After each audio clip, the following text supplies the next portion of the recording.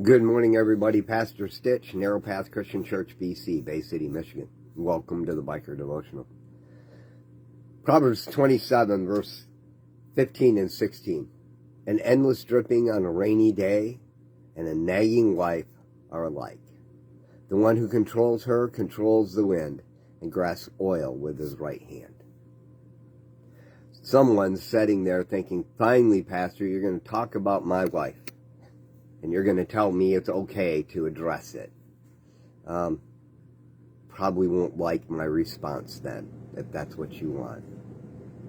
You know, you've heard that when you lose someone, you go through the stages of grief. You know, you look at grief from the place of denial and then acceptance, and I'm going to get them all wrong, but you know there's the steps of grief, right? We all know, or many of you know, that we look at the steps of recovery, and at Narrow Path we talk about those steps as if they're the same things as the process of sanctification. Imagine that. And we want to take the steps because the elevator's broken. Isn't that a fun cliche? But I've got something to share with you. You see, the stages of grief, the steps of recovery, the way of life is not just one step after the other and you arrive. It's more of the idea that it's a spiral. And so you start at one, and as you work it around the spiral, you end up back to one. And the reality is, as we deal with life, the more we work the process, the wider the spiral gets.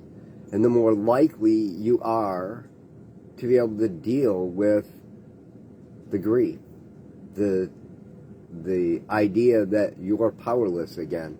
The idea that this came back around and I thought I already addressed that. You know, when I read these verses this morning, an endless dripping on a rainy day and a nagging wife are alike, the first thing that came to my mind, I'm going to have to deal with it in the moment. Recognize it is what it is, because there's no fixing it in the midst of the rain. But when I get a good, clean, calm day, I can get up there and I can start tracing. I mean, I can do some tracing while it's raining, but the reality is the water is running all over the place and I really can't pinpoint where the damage is at, right? And if I try to get up on the roof, I'm probably going to create more of a mess. If I try to solve the problem of the nagging wife in the moment, what I'm going to do is create a bigger problem. But if I wait for a calm day and I find the place where the nails come loose and I get up there and I seal that spot, or maybe it's been going for so long that I don't have a choice but to rip everything off and replace the structure underneath, right? But the reality comes is an endless dripping on a rainy day and a nagging wife are alike. The one who can control that is like one who controls the wind and can get a hold of oil in his hand and control it. In the moment, you can't do it. What you can do is the next right thing. So today, you got up. You're hearing this. The next right thing to do is recognize no matter what is going on in your head, you need to gather together with the body of believers.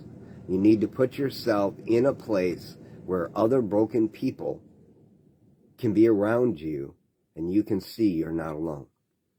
That's what a church is. That's what that building is for. It has nothing to do with anything other than drawing us together in one place so we can see we're not alone. And then learning how to interact in that safety of that environment so we're prepared for the spiral of life that we live on. I love y'all. I hope you have a great day. God bless.